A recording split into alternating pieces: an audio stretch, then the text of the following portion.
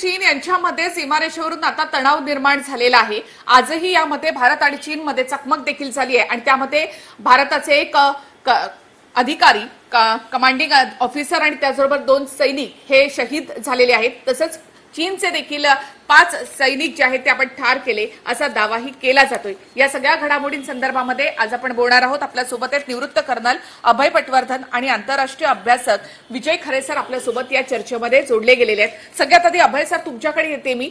भारत आणि चीन यांच्यामधला हा जो तणाव आहे नेमकी याला सुरुवात कशी झाली आणि ही जी काही चकमक झाली यामध्ये असं सांगितलं जातंय की गोळीबार कुठेही झालेला नाहीये, फक्त ही झडप होती, या ठिकाणी फक्त चकमक झाली होती आणि यामध्ये एक अधिकारी सैनिक शहीद झालेले आहेत। चीनचे देखील सैनिक 5 शहीद ठार झालेत असा एक दावा या सगळ्यामध्ये केला जातोय। कसं पाहता तुम्ही याकडे, नेमकं काय घडलं असावं?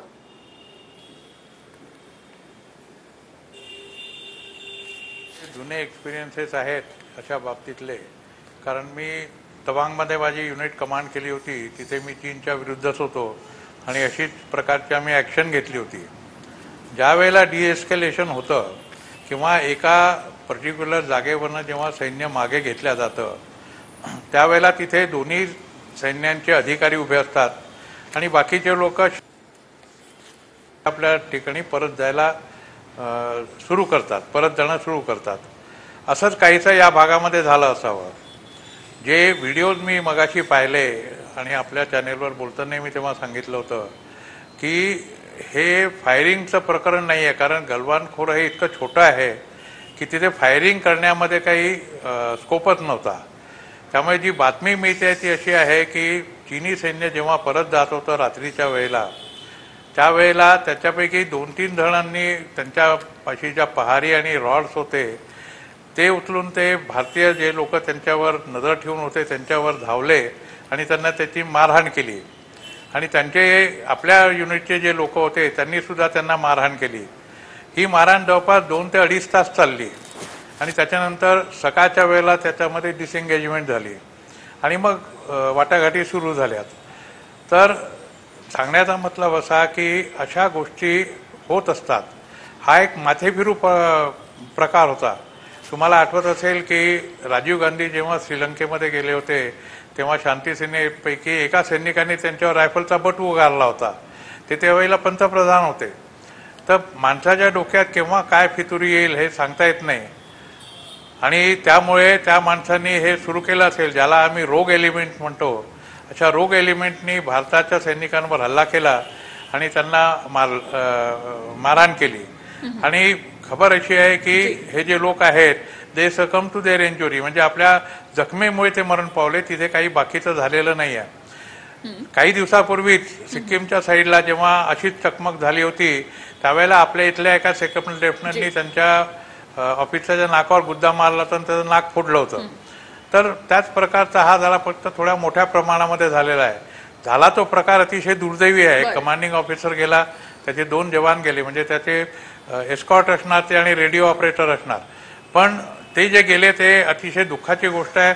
भारतीय सेनेकरता ही एक फार मोठी हानी आहे आणि पण आता याच्यावर जास्त राजकारण न करता किंवा जे न्यूजमध्ये येत आहे की ज्या प्रकारे विपक्ष 56 इंची छाती काढतो आहे, त्याच्यानंतर बाकीच्या गोष्टी करतो आहे, रिटॅलिएशन मागतो आहे, तर थोडंसं लोकांनी सेन्सिबली वागावं, याला जास्त हे देऊ नये असं माझं मत आहे।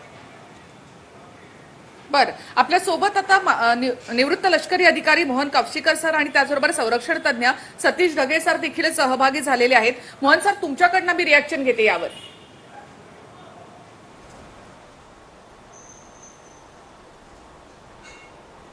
जो काल रात्री जो प्रकार झाला तो अत्यंत दुर्दैवी आहे, याच्यात काही शंका नाही, परंतु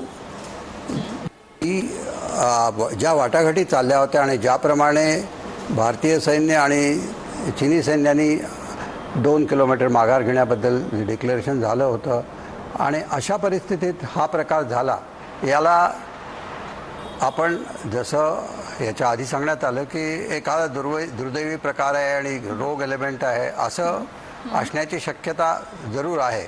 परंतु नॉर्मली ही जी ज्या चकमकी होतात किंवा हे एकमेकाशी जे संघर्ष घडतात त्याच्यामध्ये सहसा युनिट लेवलवरती किंवा लोअर फॉर्मेशन लेवलवरती प्रयत्न हा असतो की दोन्हीकडून कम्युनिकेशन इम्प्रूव्हमेंट करण्याचे ते प्रयत्न चालू आहेत, रस्ते बांधणी चालू आहे. आणि अशा वेळेला या रस्त्यांच्या एरियामध्ये त्या रस्त्यावरती जर एनिमीच्या किंवा दुसऱ्या देशाच्या रस्त्यावरती जर आपण डॉमिनेशन केलं तर नॅचरली त्या रस्त्याला इतका इम्पॉर्टन्स राहत नाही, कारण जर दोघांच्यामध्ये संघर्ष झाला तर तो रस्ता आपण फायर करून डॉमिनेट करू शकतो आणि त्या रस्त्याचा दुसऱ्या देशाला उपयोग होऊ शकत नाही. म्हणून दोन्ही देशांच्यामध्ये हा प्रयत्न असतो की जे डॉमिनेटिंग ग्राउंड्स असतात त्यांना आपण ऑक्युपाय करावा असा प्रयत्न असतो, किंवा जो एरियाज त्यांना किंवा काही क्रॉसिंग्ज असतात नद्यांच्यावरती, तेव्हा कदाचित हा प्रयत्न या रिलेशनमध्ये असण्याची शक्यता आहे. कारण एक्झॅक्ट ग्राउंडवरती काय सिच्युएशन आहे हे आपल्याला माहीत नाही, परंतु ही शक्यता आहे की एक आयसोलेटेड प्रयत्न असू शकतो, आयसोलेटेड इन्सिडन्स असू शकतो ज्याच्यामुळे हे घडलं. परंतु याशिवाय असंही असू शकतं की चीनी सैन्याने हा प्रयत्न अशासाठी केला असेल की त्यांची जी सध्याची रस्ते बांधणी सुरू आहे तिला जास्त त्याची सिक्युरिटी जास्त करण्यासाठी किंवा त्याची सिक्युरिटी वाढवण्यासाठी त्यांनी कदाचित अशा जागेवरती आपण येण्याचा प्रयत्न केला असेल जी डिस्प्युटेड जागा आहे आणि त्याच्यातून हे प्रकरण उद्भवलं असण्याची शक्यता आपण म्हणू शकतो. बरोबर, नक्कीच. सुनील ढगे सर, सतीश ढगे सर आपल्या सोबत आहेत, संरक्षण तज्ञ. सतीश ढगे सर, आधी तुमच्याकडे येते मी, त्यानंतर विजय खरे सर तुमच्याकडे येते. ढगे सर, या सगळ्यामध्ये राष्ट्रीय सुरक्षेवर याचा काही गंभीर असा परिणाम होईल का? म्हणजे कशा प्रकारे भारतानं आता उत्तर द्यावं चीनला? निखिलाजी, जसं आपण या ठिकाणी पाहिलं आणि बऱ्याच वेळेस आपण या ठिकाणी म्हणतो की इंडिया इज फेसिंग 2.5 फ्रंट. म्हणजे आता तुम्ही सुरक्षेचा मुद्दा या ठिकाणी काढला. आपण जर भारताचं पाहिलं तर पश्चिमेला जो आहे पाकिस्तान सारखं राष्ट्र आहे, त्याचबरोबर जे आहे उत्तरेला आणि पूर्वेला चीन सारखं राष्ट्र आहे. हे 2 फ्रंट झाले आणि गेल्या 3 दशकांहून जास्त काळासाठी आपण टेररिझम, दहशतवादाला जो आहे मुकाबला करतोय. असा 2.5 फ्रंटवर जो आहे आपला झगडा त्या ठिकाणी चालू आहे. नेहमी चर्चेमध्ये जे असतं ती आपली वेस्टर्न बॉर्डर आणि पाकिस्तान त्या ठिकाणी असतं, दहशतवाद असतो. चीनशी संबंधित अशा प्रकारचे स्किर्मिशेस किंवा अशा प्रकारचा लढा हा तेवढा चर्चेमध्ये नसतो. आपले वादविवाद आहेत, लाईन ऑफ ऍक्च्युअल कंट्रोलशी संबंधित, परसेप्शनशी संबंधित इश्यूज आहेत. पण माझ्या मते कालची घटना ही खरोखरच जी आहे अतिशय महत्वाची घटना आहे. का? रिसेंट टाइम मध्ये जर आपण पाहिलं, मग 2013 मध्ये असेल, 2014 मध्ये असेल किंवा रिसेंटली 2017चा डोकलाम इश्यू असेल, त्यावेळेस सुद्धा भारत आणि चीन यांच्यामध्ये मतभेद होते. डोकलाममध्ये तर 72 दिवसांपर्यंत जे आहे अशा प्रकारचा स्टँड ऑफ त्या ठिकाणी चालला. पण 1975 पासून आजपर्यंत जर आपण पाहिलं तर भारत चीन सीमेवर त्या ठिकाणी गोळी चालली नाही, आता सुद्धा गोळी चालली नाही. पण आज घडीला एक कर्नल लेवलचा अधिकारी, नॉट ओनली दॅट, एका इन्फंट्री युनिटचा 16 बिहारचे कमांडिंग ऑफिसर, त्यासोबत एक जेसीओ, एक एनसीओ हे त्या ठिकाणी शहीद होतात. तेवढंच नाही, कित्येक जण त्या ठिकाणी जखमी होतात. ही घटना माझ्या मते जे आहे फक्त लोकल स्टँड ऑफ म्हणून त्याला सोडणं ही इतकी सोपी त्या ठिकाणी नाहीये.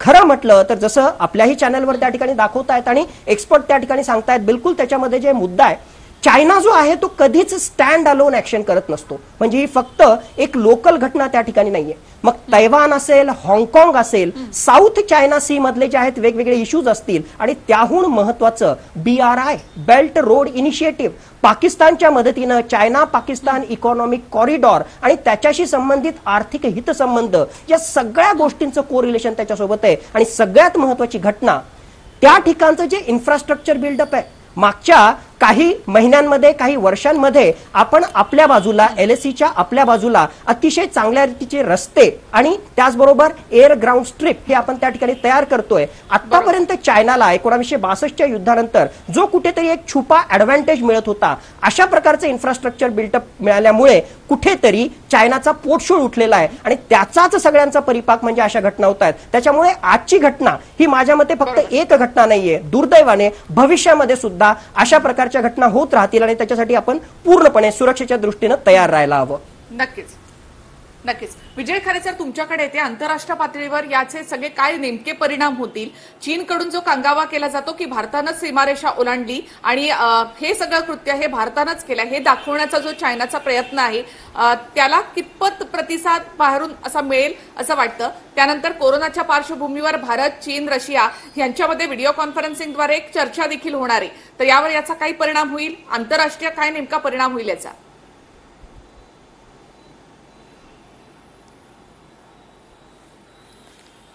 नमस्कार. पहिल्यांदा जे जवान आणि जे अधिकारी शहीद झालेले आहेत त्यांना सर्व भारतीयांच्या वतीने आणि आपल्या सर्वांच्या वतीने मी श्रद्धांजली अर्पण करतो. 1989 नंतर पहिल्यांदाच चीनसोबत म्हणजे जवळपास आपण वेस्टर्न सेक्टरला जी भूमी आहे ती जे वेस्टर्न सेक्टर, सेंट्रल सेक्टर आणि ईस्टर्न सेक्टर एवढे मोठे जी लांब पट्ट्याची जी बॉर्डर आहे, या बॉर्डरला पहिल्यांदाच अशी काही घटना झाली की जिथे आपले एक अधिकारी आणि 2 जवान शहीद झालेले. याची सुरुवात एप्रिलच्या 2-3 आठवड्यात झालेली आहे आणि ती सुरुवात नेमकी गलवान व्हॅली, त्याचबरोबर सिक्कीम आणि इतर जो प्रांत आहे त्या ठिकाणी जवळपास 5000 सैनिक चीनने पाठवून एक प्रकारे भारताच्या सामरिक आणि सुरक्षेच्या याला एक मोठा धक्का दिलेला आहे. 2 पातळीवर याचं आपल्याला विश्लेषण करता येईल. एक म्हणजे पहिला जो महत्त्वाचा जो प्रश्न आहे की आजची जी स्थिती आहे म्हणजे कोविडच्या प्रमाणे कोविडमुळे ज्या पद्धतीची स्थिती निर्माण झालेली आहे त्याचा फायदा उचलून चीनने हे कृत्य केलेलं आहे का, हा एक भाग बघण्यात लक्ष आहे. आणि दुसरं, भारताने ज्या पद्धतीने ॲग्रेसिव्ह पॉलिसी इम्प्लिमेंट करण्याचं ठरवलेलं आहे चीनच्या विरोधात, विशेषतः चीनचे जे प्रॉडक्ट्स आहेत ते चीनचं जे मार्केट आहे याला काउंटर करण्यासाठी काहीतरी एक नव्या पद्धतीचं स्ट्रॅटेजिक अलायन्स व्हावी असा जो भारताचा प्रयत्न आहे, त्याला अमेरिकेसह इतर राष्ट्रांसाठी जो प्रयत्न आहे. मध्यंतरी आपण 5 आयज कोलॅबोरेशन ज्याला म्हणतो, त्यांनी सप्लाय चेन मॅनेजमेंट म्हणजे दुसऱ्या महायुद्धानंतर जी 5 प्रगत राष्ट्र आहेत त्यांचं जे इंटेलिजन्स शेअरिंग होतं ते नुसतं इंटेलिजन्स शेअरिंग पुरता न ठेवता त्यांनी आता सप्लाय चेन मॅनेजमेंट की ज्याद्वारे त्या सप्लाय चेन मॅनेजमेंटला काउंटर चीनचं कसं करता येईल यासाठी 5 आयज कोलॅबोरेशन झालं आणि त्याच्यामध्ये भारत, साऊथ कोरिया आणि जपान यांनी यावं अशा पद्धतीची एक स्ट्रॅटेजिक मूव तयार झाली. दुसरी जी मूव तयार झाली आंतरराष्ट्रीय पातळीवर ती D10 ज्याला म्हणतो आपण की डेमोक्रॅटिक अलायन्स ऑफ 10 कंट्रीज, ज्याच्यामध्ये G7 प्लस 3 कंट्रीज, त्याच्यामध्ये भारत, जपान आणि साऊथ कोरिया आणि याच्यात परत +1 रशिया असं एक ॲडिशन त्याच्यात व्हावी आणि म्हणून D10+1 अशी एक भूमिका अमेरिकेने घेतल्यामुळे संपूर्ण आर्थिक आणि सामरिक जे धोरण आहे ते धोरण चीनने बदललेलं आहे. हा एक दुसरा इंटरनॅशनल डायमेन्शन. तिसरा सर्वात महत्त्वाचा जो डायमेन्शन आहे याच्यामध्ये जो भारतीयांनी त्याच्याकडे लक्ष दिले नाही, इनफॅक्ट भारतीय मीडियाने आणि भारतीय सरकारने त्याकडे दुर्लक्ष केलेलं आहे. हाच जर प्रश्न जर पाकिस्तान विरोधात झाला असता तर संपूर्ण भारतीय रस्त्यावर आले असते आणि भावनात्मक पातळीवर त्याचं राजकारणही करता आलं. परंतु एप्रिल महिन्यापासून जो प्रांत आपला आहे तिथे चीनने कब्जा केलेला आहे आणि ते आपल्या डिफेन्स मिनिस्टरने गव्हर्नमेंट ऑफ इंडियाने ते ॲक्सेप्ट केलेलं आहे. म्हणून ही जी परिस्थिती आहे या परिस्थितीचं हे डायनॅमिक्स लक्षात घेतलं. आता येणाऱ्या कालखंडामध्ये आपल्या 3 प्रकारचे 5 ते 6 महत्त्वाचे मुद्दे आहेत की त्याचं फार विश्लेषण करणं गरजेचं आहे. एक पहिला जो मुद्दा आहे की अमेरिका आणि चीन, अमेरिका आणि भारत सोबत सध्या आजच्या स्थितीत चीन युद्ध करण्यास तयार नाही. दुसरा जो मुद्दा आहे, चीनला भारतासारखं जे मॅन्युफॅक्चरिंग हब आहे किंवा जे मार्केट आहे ते त्यांना लॉस करायचं नाही. तिसरा जो आहे, चीनचे जे नेबरिंग कंट्रीज आहेत म्हणजे 14 देशांची त्यांची नेबरिंग बॉर्डर आहे आणि त्याचबरोबर साऊथ चायना सी जे सी बॉर्डर एरिया आहे, जे कंट्रीज आहे यांच्या सभोवतालचे जे स्ट्रॅटेजिक अलायन्स आहे याविषयीचं धोरण चीनचं. आणि चौथा सर्वात महत्त्वाचा, आत्ता जर युद्ध झालं तर डिक्टेटरशिप वर्सेस डेमोक्रेसी असा एक मॅसेज जगभर जाईल आणि तो मॅसेज गेल्यानंतर आंतरराष्ट्रीय पातळीवर काय नेमकं चित्र निर्माण होईल ते म्हणजे डिक्टेटरशिप वर्सेस डेमोक्रेसी. तिथे युरोपियन युनियन, अमेरिका आणि रशिया सुद्धा कन्फ्यूज होईल आणि म्हणून त्या ठिकाणी चीनला आत्ता सध्या युद्ध नको आहे. आणि सर्वात महत्त्वाचं जो भाग आहे, चायनाची जी नेव्हल कॅपॅबिलिटी आहे, जी साऊथ चायना सीला जरी आज पोटेन्शियल ते म्हणते, ती सध्या भारताच्या नेव्हल कॅपॅबिलिटी काउंटर करू शकत नाही. त्याचबरोबर अमेरिका आणि भारत जर एकत्र आलं तर कदाचित चीनच्या नेव्हल कॅपॅबिलिटी काउंटर होणार नाही. हे सर्व डायनॅमिक्स जरी असले तरीही आज आपलं भारत सरकार आणि आपली जनता मात्र याच्यामध्ये कन्फ्यूज स्टेट ऑफ अफेअरमध्ये आहे. एवढं सर्व एप्रिलपासून घडूनही त्याच्यावर फारशी चर्चा झालेली नाही, फारशी होत नाही आणि ते सर्वात मोठं दुर्दैव आपल्याला आज दिसतं. नक्कीच सर. अशा वेळेला मग आता चीनला उत्तर कसं द्यायचं, कशा प्रकारे भारत याचं उत्तर देणार, यासाठी मी येते पुन्हा एकदा. एक छोटासा ब्रेक आपण इथे घेऊया आणि लगेच परत येऊया.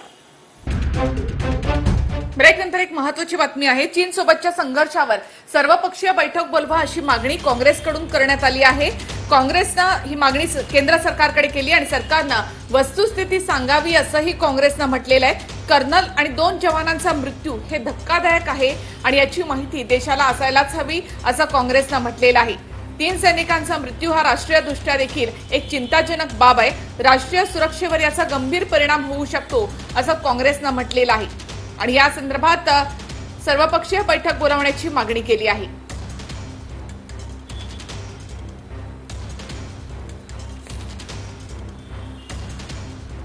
एकूणच भारत आणि चीन या संघर्षावर आपण थेट जाऊयात. मोहन सर आपल्यासोबत आहेत. मोहन सर, नेमका यावर काय तोडगा, म्हणजे चीनला धडाही शिकवायचा आणि त्याचबरोबर युद्ध होऊ नये किंवा भारताकडून पुढे काही अशा प्रकारे पावलं उचलली गेली आहेत असं चित्र आंतरराष्ट्रीय पातळीवर निर्माण होऊ नये यासाठी नेमका काय मार्ग असेल भारतापुढे?